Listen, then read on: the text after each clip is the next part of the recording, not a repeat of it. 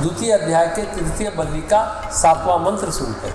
इंद्रियेभ्यः परं मनो मनसः सत्त्वमुत्तमं सत्त्वादधि महानात्मा महतो व्यक्तमुत्तमम्।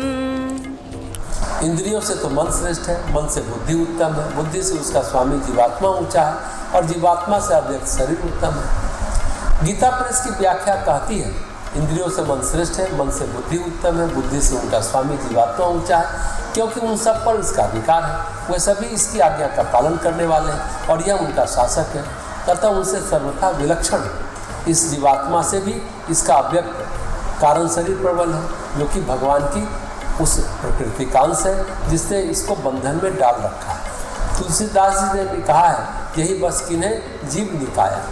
गीता में भी प्रकृति जनित तीनों गुणों के द्वारा जीवात्मा के बांधे जाने की बात कही गई है। भगवत गीता के 14वें अध्याय के 5वें श्लोक में यह बात कही गई।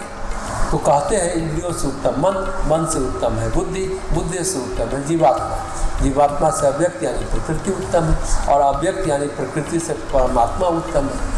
और जो कर्मिक रूप से उत्तम है उसके पास शक्ति भी ज़्यादा है और सबसे ज़्यादा शक्ति है आत्मा के पास। अगर व्यक्ति आत्मा में बल लगा ले तो एक दिन सब छूट जाएगा।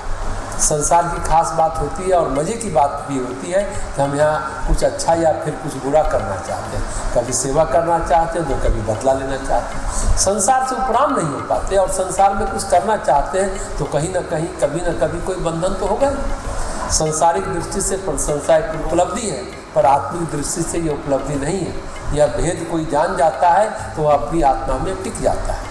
संसार में आप जहाँ भी टिके रहोगे तो कुल मिलाकर आप गोल गोल घूमते ही रहोगे। संसार में कोई गुणवत्ता नहीं है।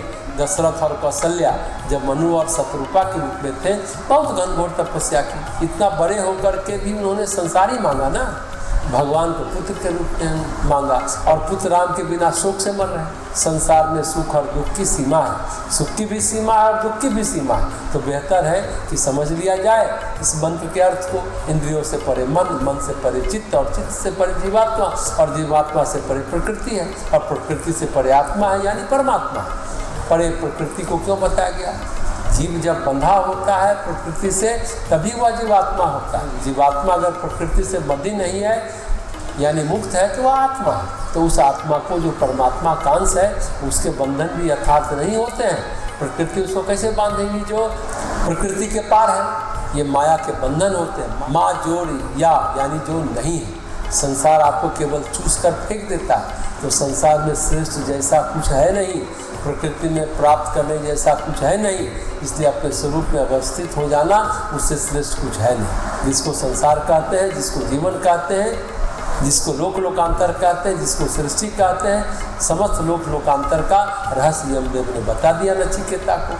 संसार और संसारिकता में, सांसारिक जीवन में, लोक लोकांतर में सबसे श्रेष्ठ है प्रकृति। और प्रकृति अपने बंधनों से मुक्त कर दे, आपको जीवात्मा से जी आत्मा बना दे, तो उससे श्रेष्ठ तो कुछ है ही नहीं। दुर्गा सप्तशती में भी कहा गया है कि जिसकी प्रसन्नता से जो परम विद्या है, जो मनुष्यों के मुक्ति की हेतु है, वही जीवात्मा को आत्मा का स्वरूप प्रदान करती है।